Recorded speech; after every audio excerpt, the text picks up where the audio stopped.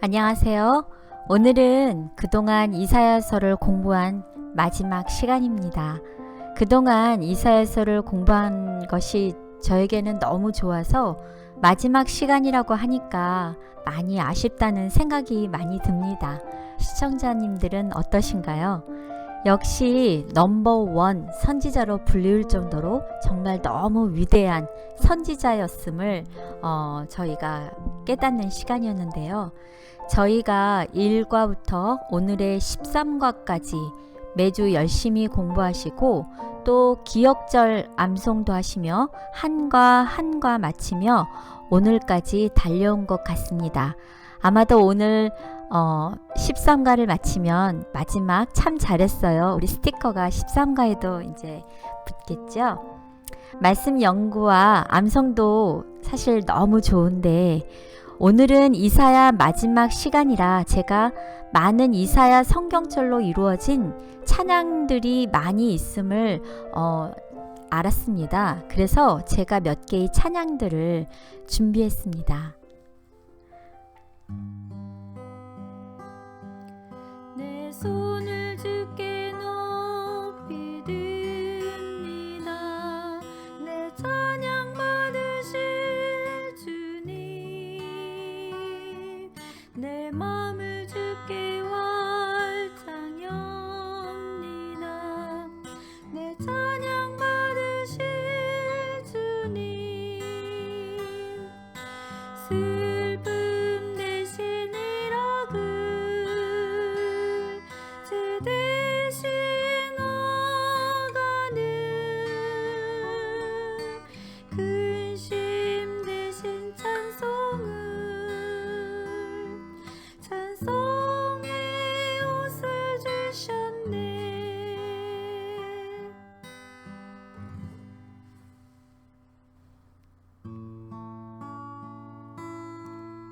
나의 안에 거하라. 나는 내 하나님이니 모든 환난 가운데 너를 지키는 자라. 두려워하지 말라. 내가 널 도와주리니 놀라지 말라. 내 손 잡아주리라. 내가 너를 지명하여 불렀나니 너는 내 것이라. 내 것이라. 너의 하나님이라. 내가 너를 보배롭고 존귀하게 여기노라. 너를 사랑하는 내 여호와라.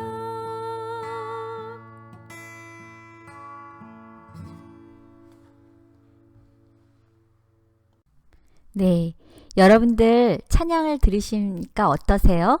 아마도 몇 찬양들은 여러분들도 잘 알고 계시는 찬양일 거라 생각이 듭니다. 여러분들의 삶 속에 어려울 때마다 이사야의 말씀과 또 이사야 속에 나타난 찬양을 통해 하나님의 큰 위로가 가득하여 흔들리지 않는 삶이 되시기를 기도합니다. 그럼 13과 지구의 재탄생 교과 공부를 시작하겠습니다. 안녕하십니까. 오늘은 제13과 지구의 재탄생이라는 제목을 가지고서 공부를 해보도록 하겠습니다. 벌써 우리가 13과가 되었습니다. 그동안 이사야를 공부하면서 어떤 느낌을 받으셨나요? 아주 좋은 감화, 좋은 큰 위로를 받았습니다. 제가 사실은 이사야서를 이렇게 연구하고 공부했던 건 저는 처음이었어요. 근데 제가 찬양을 참 많이 좋아하고 듣고 그랬었거든요. 근데 그동안 제가 이번에 공부하면서 깜짝 놀랐던 것이 제가 즐겨 부르고 많이 들었던 찬양들이 대부분이 이사야서에 있는 말씀들이었더라고요. 아, 그렇군요. 그 가운데 어떤 말씀이 가장 생각이 나셨나요? 두려워 말라. 내가 너와 함께합니다. 네, 참 유명한 말씀이죠. 우리가 우리의 삶을 살면서 이러고 두렵고 힘든 삶이 있거나 혹은 순간이 있을 때 우리들에게 꼭 위로가 되는 정말 적절한 말씀인 것 같습니다. 네. 오늘 이번 진짜 13과 오늘 마지막 시간인데 정말 너무너무 감사한 마음으로 저희 이렇게 PPT 준비하셔 가면서 이렇게 가르쳐 주셔서 진심으로 감사드립니다. 모든 분들의 우리 다 같이 공부를 열심히 해서 은혜가 되었던 것이 참으로 좋은 시간이었던 것 같습니다. 네. 네, 그럼 우리 한번 다 같이 제목을 보도록 하겠습니다. 제목이 무엇이죠? 지구의 재탄생. 예, 지구의 탄생이 아니라 지구의 탄생 앞에 뭐가 하나가 한 글자가 더 있는데 뭐죠? 재탄생. 예, 다시 얘기하면 지구가 탄생했었는데 다시 한번 세컨 탄생을 한다는 것이죠. 그래서 그거에 대해서 공부를 해보도록 하겠습니다. 우리 다 같이 지구의 재탄생에 대한 기억절을 보도록 하겠습니다. 보라, 내가 새 하늘과 새 땅을 창조하나니 이전 것은 기억되거나 마음에 생각나지 아니할 것이라.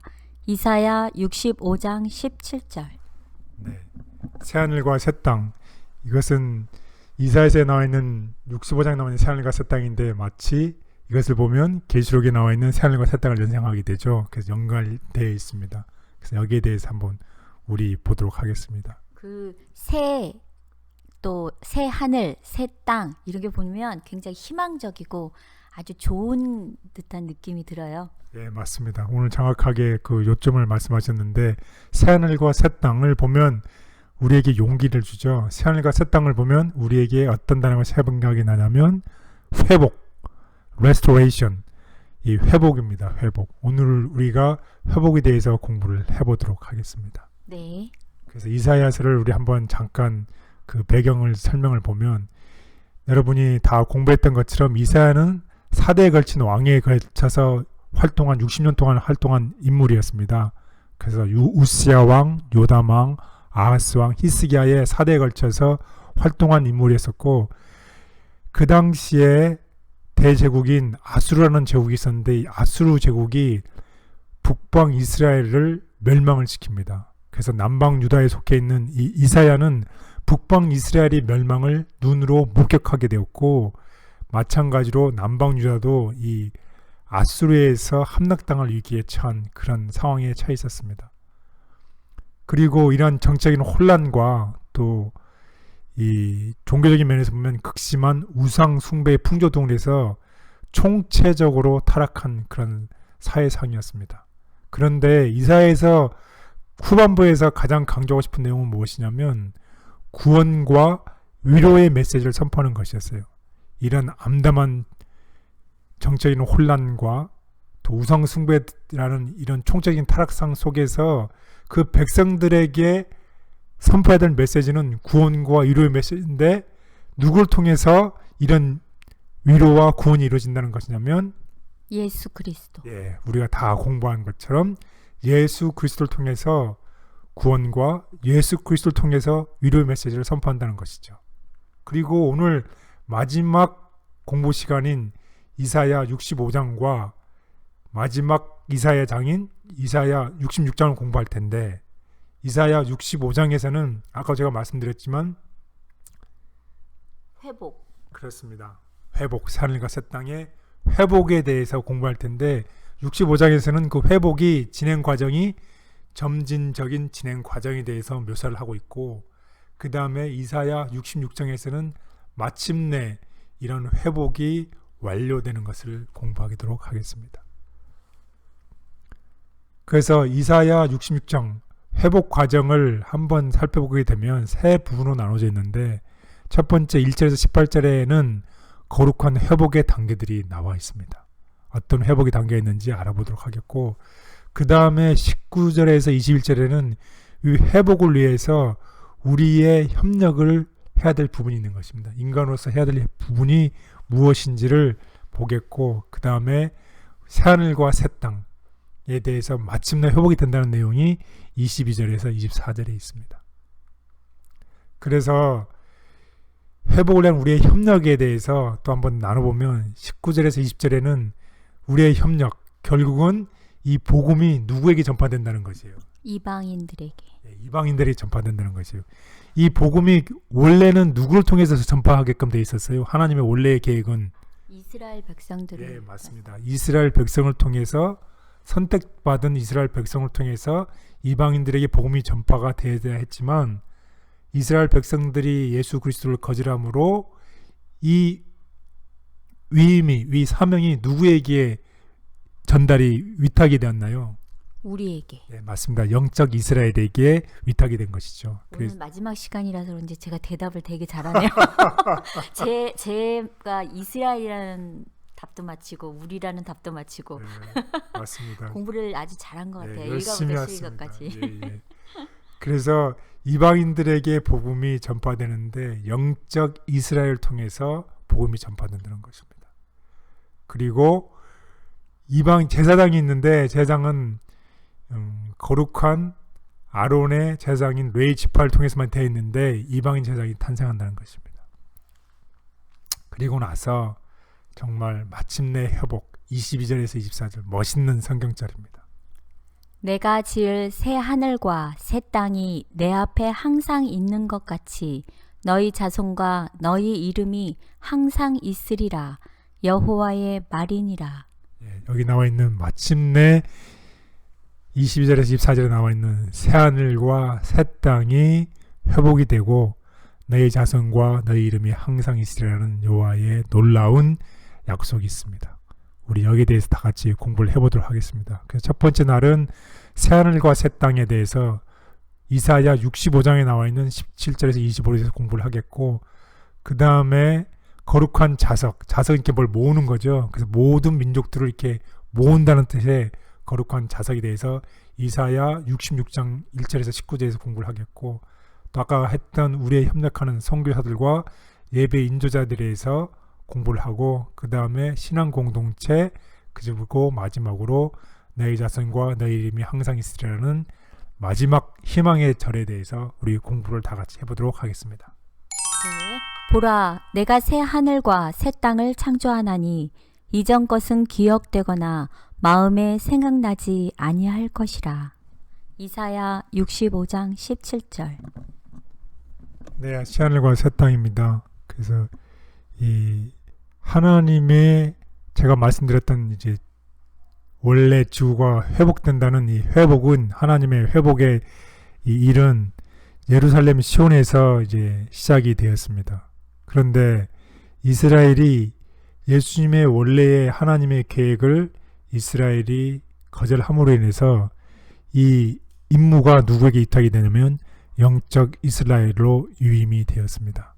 그래서 이제 단계적인 회복을 얘기하고 있는데 우리 이사야 65장 17절에서 25절을 보면 첫 번째 예루살렘을 즐거운 성으로 창조하며 그 다음에 그 백성들이 기쁨을 삼을 것이라고 약속을 하셨습니다. 그리고 그 성읍에는 다시 우는 소리가 없을 것이고 또 거기에는 백세가 못되어 죽는 자가 없을 만큼 장수할 것이다. 그리고 그들은 다시 일거리와 자녀를 얻고 즐거워할 것이다.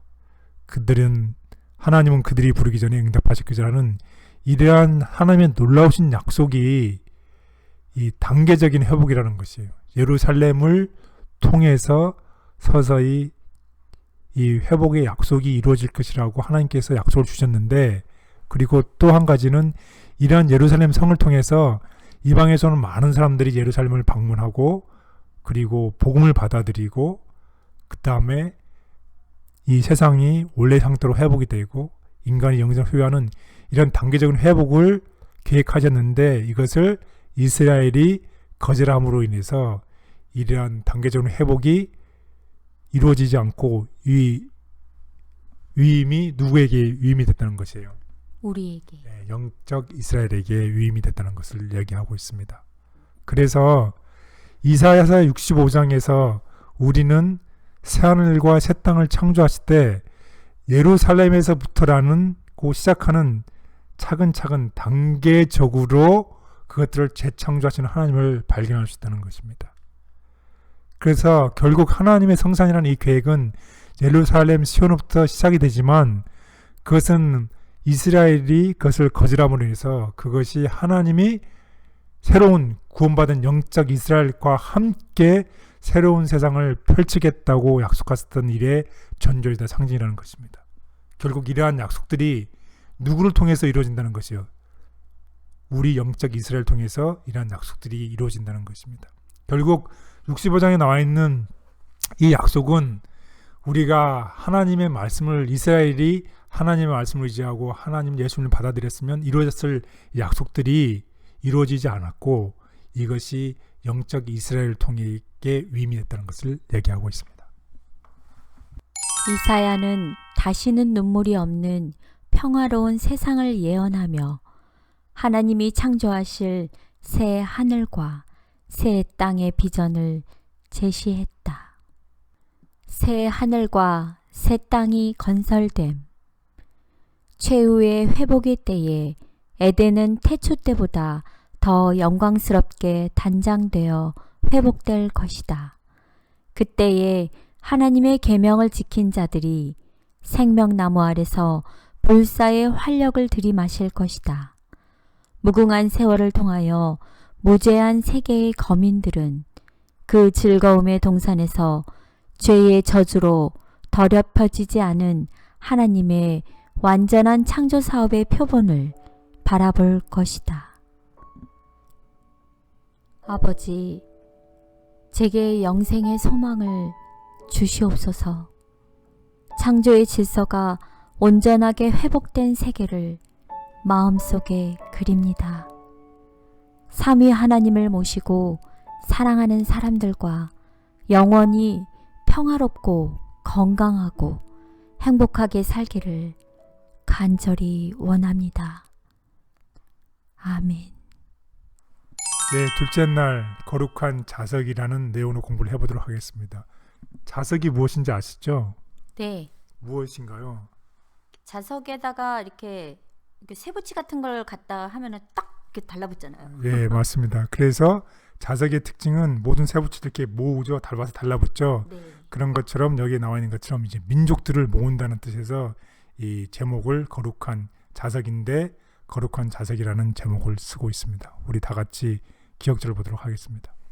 때가 이르면 문 나라와 언어가 다른 민족들을 모으리니 그들이 와서 나의 영광을 볼 것이며 이사야 66장 18절. 네. 그래서 이 거룩한 회복의 단계들이 있는데 그 단계를 보면 이 66장 이제 3절에서는 위선자들을 이제 물리친다는 얘기가 나오고 있습니다. 그리고 겸손한 자를 회복시키는 이야기가 나오고 있습니다. 그리고 그분의 말씀에 전율하는 자들을 구원한다는 구절이 또한 5절에 나와 있습니다. 그리고 믿는 자들을 위로한다는 말씀이 13절에 나와 있습니다. 그리고 17절에는 이교의 가증한 행습을 행하는 자들을 멸망시키는 일들이 나옵니다. 결국 회복의 과정은 위선자들을 물리치고 겸손한 자를 회복시키고 그분의 말씀을 전하는 자를 구원하고 믿는 자들에게 위로를 주고 이교의 가증한 행습을 행하는 자들을 다 진멸시키는 과정들이 나타날 텐데 이러한 일들을 이루어진다는 것입니다. 이런 일들을 통해서 거룩한 회복이 되고 그 다음에 백성들을 모은다는 뜻입니다. 우리 그래서 다 같이 다음에 나와 있는 성경절을 다 같이 기억에 두고 보도록 하겠습니다. 여호와께서 이와 같이 말씀하시되 하늘은 나의 보좌요 땅은 나의 발판이니 너희가 나를 위하여 무슨 집을 지으랴 내가 안식할 처소가 어디랴 나 여호와가 말하노라 내 손이 이 모든 것을 지었으므로 그들이 생겼느니라 무릇 마음이 가난하고 심령에 통회하며 내 말을 듣고 떠는 자 그 사람은 내가 돌보려니와 소를 잡아 드리는 것은 살인함과 다름이 없이 하고 어린 양으로 제사 드리는 것은 개의 목을 꺾음과 다름이 없이 하며 드리는 예물은 돼지의 피와 다름이 없이 하고 분향하는 것은 우상을 찬송함과 다름이 없이 행하는 그들은 자기의 길을 택하며 그들의 마음은 가증한 것을 기뻐한즉 여호와의 말씀으로 말미암아 떠는 자들아 그의 말씀을 들을지어다 이르시되 너희 형제가 너희를 미워하며 내 이름으로 말미암아 너희를 쫓아내며 이르기를 여호와께서는 영광을 나타내사 너희 기쁨을 우리에게 보이시기를 원하노라 하였으나 그들은 수치를 당하리라 하셨느니라. 떠드는 소리가 성읍에서부터 들려오며 목소리가 성전에서부터 들리니 이는 여호와께서 그의 원수에게 보응하시는 목소리로다. 여호와께서 이와 같이 말씀하시되 보라, 내가 그에게 평강을 강같이 그에게 문 나라의 영광을 넘치는 시내같이 주리니 너희가 그 성읍의 젖을 빨 것이며 너희가 옆에 안기며 그 무릎에서 놀 것이라. 어머니가 자식을 위로함 같이 내가 너희를 위로할 것인즉 너희가 예루살렘에서 위로를 받으리니 스스로 거룩하게 구별하며 스스로 정결하게 하고 동산에 들어가서 그 가운데에 있는 자를 따라 돼지고기와 가증한 물건과 쥐를 먹는 자가 다 함께 망하리라. 여호와의 말씀이니라. 내가 그들의 행위와 사상을 아노라. 때가 이르면 문 나라와 언어가 다른 민족들을 모으리니 그들이 와서 나의 영광을 볼 것이며. 네, 감사합니다. 여기 보면 이제 특별히 17절에 나와 있는 이 우상 숭배하는 자들에 대해서 얘기를 하고 있습니다. 그래서 특히 예배에 대해서 얘기를 하는데 형식적이고 인간적인 예배는 우상 숭배와 다를 것이 없다는 경고를 하고 있습니다. 그래서 우리가 지난 기회도 배웠던 것처럼 신령과 진정으로 예배하지 않는 것은 우상 숭배와 같은 것이라고 경고를 하고 있습니다. 그래서 거룩한 회복의 단계 속에는 이런 예배의 회복이 들어가 있다는 것을 얘기하고 있습니다. 그리고 18절을 우리 다시 한번 보면 이런 멋있는 말씀이 있습니다. 내가 그들의 행위와 사상을 아노라. 때가 이르면 문 나라와 언어가 다른 민족들을 모으리니 그들이 와서 나의 영광을 볼 것이며. 네, 그래서 하나님은 원수들을 멸하신 후에 그분의 영광을 나타내심으로써 여기 나와 있는 것처럼 나의 영광을 볼 것이요 나타내심으로써 사람들을 예루살렘으로 이끄시는 일종의 자석이 되신다고 얘기를 하고 있습니다. 이러한 거룩한 회복들을 다 이루시고 사람들을 예루살렘에 이끄신다는 얘기를 약속을 하고 있습니다. 그래서 결국 하나님은 그분의 백성에게 기쁨과 평화를 주시고 그들의 땅을 회복시킨다는 약속을 해주시고 있습니다. 하나님은 원수를 멸하고 그분을 찾는 만민을 자신에게로 이끄실 것이다. 그리고 그것은 인류에 대한 그분의 은총이 회복되었다는 표징이 될 것이다. 잃어버린 에덴의 영광을 회복함. 주님은 우리의 천한 몸을 변화시켜 주님의 영광스러운 몸과 같이 만들어 주실 것이다. 한때 죄로 더러워져서 아름다운 모습을 잃어버리고 죽을 수밖에 없이 되었던 썩을 몸이 완전하고 아름답고 죽지 아니할 몸으로 변한다. 오랫동안 잃어버렸던 에덴의 생명나무로 나아가는 길은 회복되고 구속받은 자들은 처음 영광 중에 있을 당시의 인류의 완전한 키만큼 자라난다. 아버지께 더 가까이 가기를 원합니다. 저를 선한 감화의 도구로 사용해 주시옵소서. 그래서 많은 사람이 하나님을 아는 그리스도의 향기에 이끌려서 아버지께로 돌아오기를 간절히 원합니다. 아멘.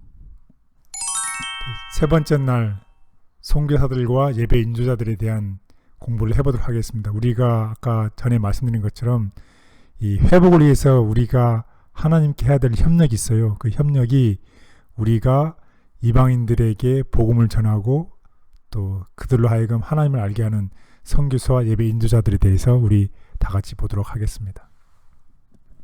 내가 그들 가운데에서 징조를 세워서 그들 가운데에서 도피한 자를 여러 나라 곧 나의 영광을 보지도 못한 먼 섬들로 보내리니 그들이 너희 모든 형제를 뭇 나라에서 나의 성산 예루살렘으로 노새와 낙타에 태워다가 여호와께 예물로 드릴 것이요 나는 그 가운데에서 택하여 제사장과 레위인을 삼으리라. 이사야 66장 19절 21절. 네. 여기에 보면 내가 그들 가운데서 징조를 세서 그들 가운데서 도피한 자들 여러 나라 곧 나의 영광을 보지도 못한 먼 섬들로 보내리니. 선교사 파송을 얘기하는 듯한 인상이 드시죠. 우리가 먼 섬으로 사람들을 보낸다는 것입니다.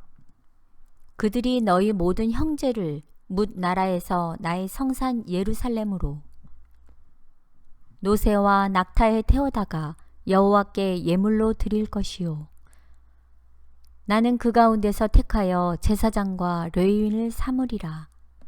이방인들에게 복음을 전했는데 이방인들 가운데서 택해서 제사장과 레위인을 삼은다는 이 약속의 말씀이 있습니다. 예언의 말씀이 있습니다. 그래서 결국 복음 전파에 대해서 얘기를 하고 있습니다. 결국 복음을 이방인들에게 전한다는 이런 그 하나님의 계획이 성취된 것은 우리가 다 아는 것처럼 신약에서 성취가 되었잖아요. 특별히 사도 바울을 이방의 사도로 세워서 이방인들에게 복음을 전한 얘기들이 나오잖아요. 그런 이 구약 이사야에 이런 선교사 파송의 얘기가 나온다는 것이에요. 그래서 이스라엘을 통해서 원래 복음을 전할 계획이었어요. 이사야 66장에 나와 있는 계획 말씀처럼 이스라엘을 통해서 복음을 전할 것이 하나님의 원래의 계획이었었는데 이스라엘이 어떻게 했어요? 이스라엘이 거절을 했어요. 그래서 오늘 우리가 믿는 하나님의 교회를 통해서 복음을 전하게 된다는 것입니다. 그리고 여기 나와 있는 것처럼 하나님은 도피한 자들을 땅끝에서 하나님을 알지 못한 사람들에게 보낸다고 하신 것이에요. 이 말은 그들이 나의 영광을 문 나라에 전파리라. 이것은 바로 선교사 파송이라는 주제를 가장 명확하게 진술한 구약의 사례가 되겠습니다. 구약에서 이 이사야에서 그들이 나의 영광을 문 나라에 전파리라 하신 선교사 파송이라는 것을 명확하게 밝혀주는 이사야의 66장 19절에 나와 있는 말씀입니다. 그래서 이방인들이 히브리 민족들에게 끌려올 뿐만 아니라 히브리인들이 다른 나라로 가서 그들에게 참 하나님에서 가르칠 것이라는 신약의 모형이 명백하게 제시되어 있는 것입니다. 그래서 이 히브리인들을 통해서 각 이방인들에게 파송에 대해서 이 복음을 전파하는 것이 계획이었었죠. 그러나 이 이스라엘이 거절함으로 해서 영적 이스라엘들이 이방의 나라에 가서 복음을 전하게 된다는 것입니다. 그래서 이 초기 그리스도인들이 신속하고도 광범위하게 이 복음을 전파하게 되었습니다. 그래서 21절에서 말하는 대상은 문 나라에서 온 너희 모든 형제를 가리키고 있습니다. 그래서 이 이방인들 중에서 하나님은 몇을 택하셔서 또 제사장과 레위인으로 만들어서 예배를 인도할 자로 삼으신다는 것입니다. 그런데 이 제사장은 어떤 이 지파에서 나오게 되어 있나요? 제사장은 레위 지파에서 나오게 되어 있죠. 레위 지파에서는 반드시 선택된 레위 지파에서만 제사장이 나오는데 이방인을 통해서 이 제사장을 삼으신다는 것이에요. 이것은 정말로 생각할 수 없는 혁명적인 변화를 얘기하고 있는 것입니다. 그래서 이방인은 결코 아론이 자손 레인이 될 수 없었으나 하나님은 일반 유대인에게도 금지되었던 이 자격을 이방인들에게 주어서 봉사하게 하신다는 것이에요. 결국은 우리가 이방인에게 복음을 전하게 되고 이 이방인들을 통해서 하나님께서 레인 제사장이 직분을 주어서 봉사하게 된다는 이러한 놀라운 예언과 약속들이 주어져 있습니다. 이사야는 구원받은 백성들이 먼 나라로 파송되어 복음을 전하고 이방인 형제들을 하나님께로 데려와 산 제물로 바치게 될 시대를 예언하였다. 이방인들도 복음의 후사가 됨. 바울은 그것에 대해 다음과 같이 선언한다. 이는 이방인들이 복음으로 말미암아 그리스도 예수 안에서 함께 상속자가 되고 함께 지체가 되고 함께 약속에 참여하는 자가 됨이라. 이 복음을 위하여 내가 일꾼이 되었노라. 이는 영원부터 우리 주 그리스도 예수 안에서 예정하신 뜻대로 하신 것이라. 아버지, 저는 어디에 있는 누구에게로 가야 하는지요. 미약하지만 제게 성령의 능력을 부어주시고 저로 하여금 사망의 그늘 아래에 앉아있는 형제자매들을 일으켜 세워서 하나님의 나라로 인도하게 해 주시옵소서. 아멘. 예, 넷째 날 신앙 공동체에 대해서 알아보도록 하겠습니다. 세계가 다 내게 속하였나니 너희가 내 말을 잘 듣고 내 언약을 지키면 너희는 모든 민족 중에서 내 소유가 되겠고 너희가 내게 대하여 제사장 나라가 되며 거룩한 백성이 되리라. 너는 이 말을 이스라엘 자손에게 전할지니라. 출애굽기 19장 5절 6절. 네, 우리가 아까 본 것처럼 이방인들에게 복음이 전파되고 이방인들이 하나님의 말씀을 받아들이는 이야기가 나옵니다. 그래서 이 신앙 공동체라는 제목으로서 이방인 사도인 바울은 다음과 같은 얘기를 했어요. 유대인이나 헬라인이나 다 그리스도 예수 안에서 하나이니라. 너희가 그리스도께 속한 자면 곧 아브라함의 자손이요 약속대로 유업을 이을 자니라. 예, 그렇습니다. 이 혈통이 중요하지 않다는 것이에요. 유대인이나 헬라인이나 다 그리스도 안에서는 무엇이라는 것입니까? 하나. 예, 하나라는 것입니다. 차별이 없다는 것입니다. 우리가 그리스도에 속한 자면 아브라함의 자손이요 약속을 이을 자라는 것을 얘기하고 있습니다. 이 약속대로 유업을 이을 자가 되고 고귀한 왕 같은 제사장이 되는 것은 어떤 특정 소수의 사람들에게만 위임이 된 것이 아니라 모든 사람, 어두운 데서 불러내어 그의 귀한 빛에 들어가신 자의 아름다운 선전을 하기 위해서 모든 사람들에게 위탁된 것이라는 것입니다. 이 복음은 어떤 특정한 그룹, 특정한 사회, 특정한 민족에게만 위탁된 것이 아니라 모든 사람들에게 위탁이 되고 모든 사람들이 함께 유업을 이을 자라는 것입니다. 그런 우리 신앙 공동체에서 우리가 유대인이든 헬라인이든 남자든 여자든 종이든 자유자든 상관없이 우리는 다 그리스도 안에서 하나라는 것을 강조하고 있습니다. 저희 지금 함께 공부하고 있는 우리 모든 시청자님들도 또 저희와 함께 신앙 공동체 이렇게 하나로서 이렇게 함께 공부하는 거죠. 예, 그렇죠. 참 멋있는 말씀이죠. 우리가 이렇게 될 수 있는 것은 다 그리스도 안에 있기 때문이죠. 우리가 그리스도 안에 있으면 우리가 어떤 영역에 제한이 없다는 것이죠. 모든 사람에게 이런 바운더리가 다 무너져 허물어지고 우리는 예수 그리스도 안에서 다 하나라는 것을 얘기하고 있습니다. 아멘. 그리스도의 십자가 앞에서는 누구도 차별받지 않는다. 모두가 그분을 믿음으로 은혜로 구원을 얻고 누구든지 그분을 위해 일하는 거룩한 도구가 된다. 그리스도 안에서 한 가족이 됨. 국적이나 인종이나 계급에 의한 차별을 하나님께서는 인정하지 않으신다. 하나님께서는 온 인류의 창조주이시다. 모든 사람은 창조에 의하여 한 가족이 되었고 구속을 통하여 하나가 되었다. 그리스도께서는 모든 분리의 장벽을 헐어버리시고 성전 마당에 모든 칸막이들을 열어 젖혀서 모든 영혼들로 하여금 자유로이 하나님께 나아갈 수 있게 하기 위하여 오셨다. 아버지, 저를 구원해 주실 뿐 아니라 거룩한 일꾼으로 세워주셔서 감사합니다. 제게 주신 성령의 선물이 무엇인지 알게 해주시고 기쁜 마음으로 섬기는 봉사자가 되게 해 주시옵소서. 아멘. 내 다섯째 날 너희 자손과 너희 이름이 항상 있으리라. 마지막 드디어 이 회복이 이루어지는 마지막 이사야 66장의 마지막 절을 우리 공부하는 시간이 되겠습니다.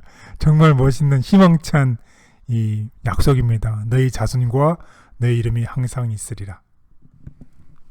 내가 지을 새 하늘과 새 땅이 내 앞에 항상 있는 것 같이 너희 자손과 너희 이름이 항상 있으리라.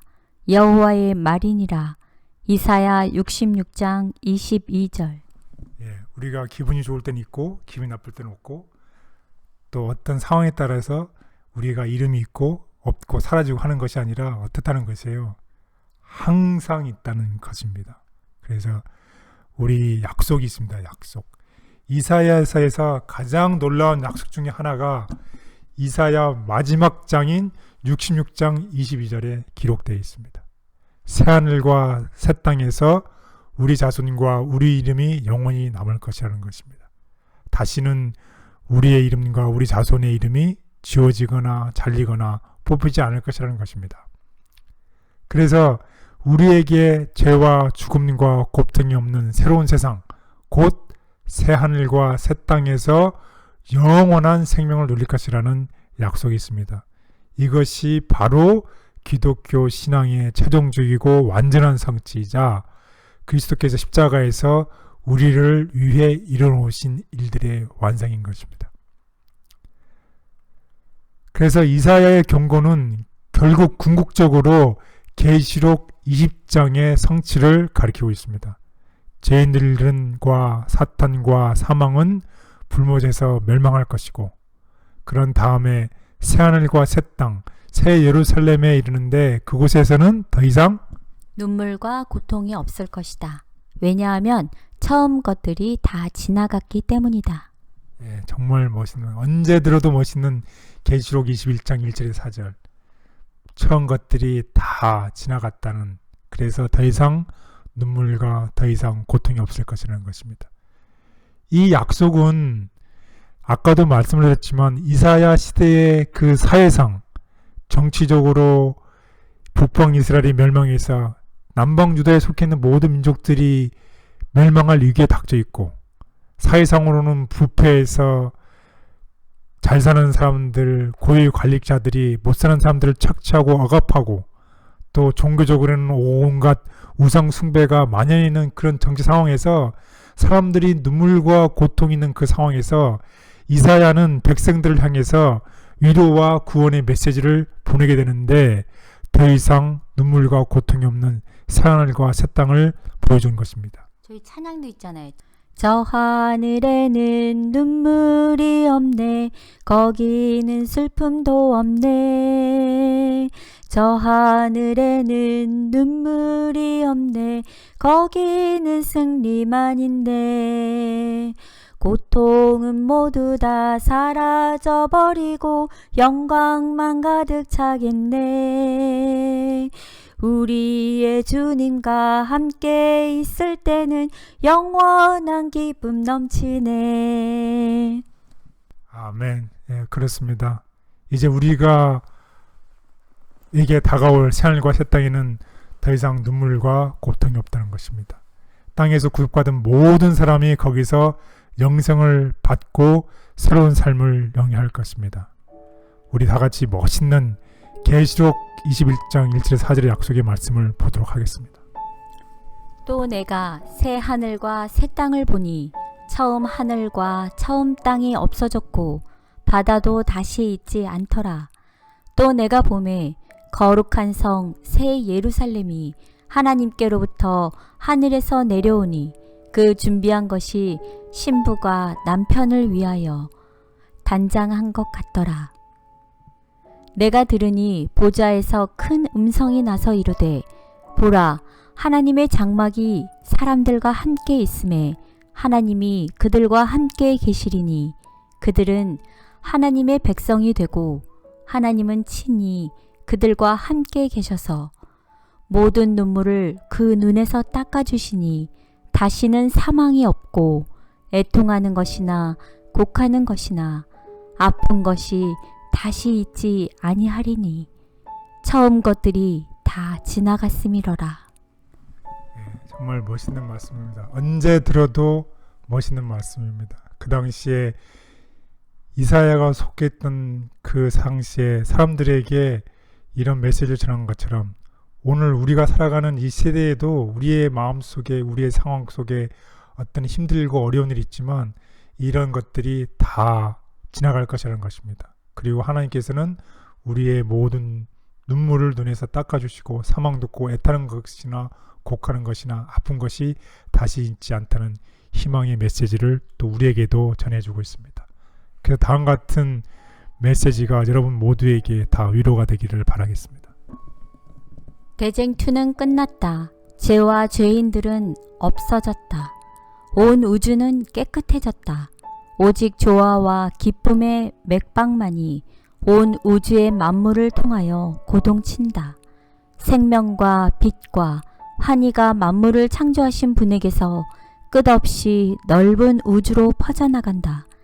가장 작은 원자로부터 가장 큰 세계에 이르기까지 만물은 생물계와 무생물계를 막론하고 조금도 흠이 없는 아름다움과 완전한 기쁨으로 하나님은 사랑이시라고 선포한다. 아멘.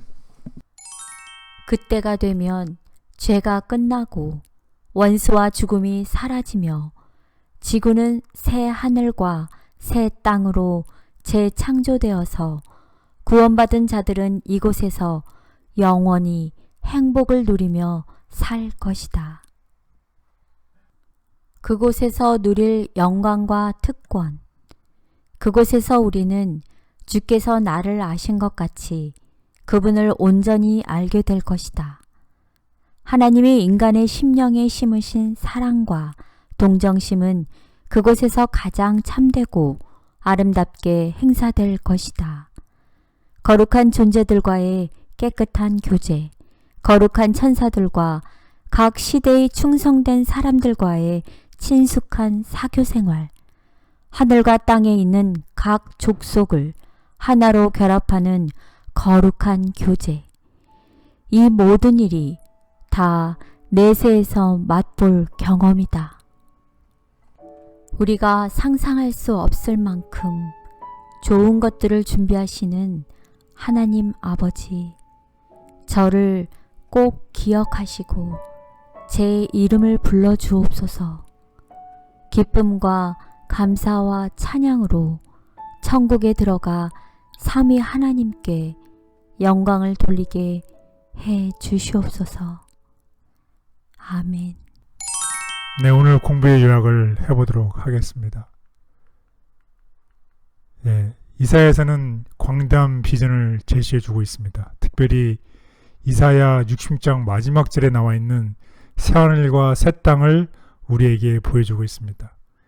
우리의 삶 속에서 힘들고 어려울 때에 그 당시에 살았던 사람들에게 새하늘과 새 땅을 보여주었던 것처럼 오늘 우리들에게도 동일하게 다시 우리에게 올 새하늘과 새 땅을 보여주고 있습니다. 또 두 번째로는 하나님은 그분의 신앙 공동체를 정결하게 하시고 중요한 또 한 가지 회복시키시고 그 범위를 온 열방으로 확대해 나간다는 것을 공부를 했습니다. 그리고 마침내 지구는 재창조되고 거기서 그분의 임재는 그분의 백성에게 궁극적인 위로가 될 것입니다. 이사야가 사람들에게 새하늘과 새 땅 그리고 메시아의 존재를 가르쳐 줌으로써 위로와 구원의 메시지를 던졌던 것처럼 오늘 우리의 삶 속에서도 우리의 메시아 되신 예수 그리스도를 통해서 우리 모두가 위로와 구원의 메시지를 굳게 붙잡고 우리 이사야서를 공부함을 통해서 우리 모두 다 기쁨을 가지고 새하늘과 새 땅을 바라보며 희망을 갖게 되기를 바라겠습니다. 아멘. 네, 모든 시청자님들 13과 잘 마치셨습니다. 그동안 매주 한과 이사여서 연구를 할 수 있도록 저희 생각과 마음을 열어주시고 함께 하신 하나님께 진심으로 감사드립니다. 그리고 삶이 바쁘시지만 하나님의 인도하심에 따라 저희가 하나의 신앙 공동체로서 서로 의지하고 기도하며 함께 해주신 모든 시청자님들께도 감사를 드립니다. 또 마지막으로 기도하시는 마음으로 이사야서를 연구하시고 저희가 잘 이해할 수 있도록 PPT를 가지고 가르쳐 주신 교사님께도 감사드립니다. 다음 주는 새로운 교과책을 가지고 새로운 마음으로 모든 시청자님께 인사를 드리겠습니다. 그동안 함께 해주신 모든 시청자님들 다시 한번 감사드립니다. 행복하고 건강하세요. 감사합니다.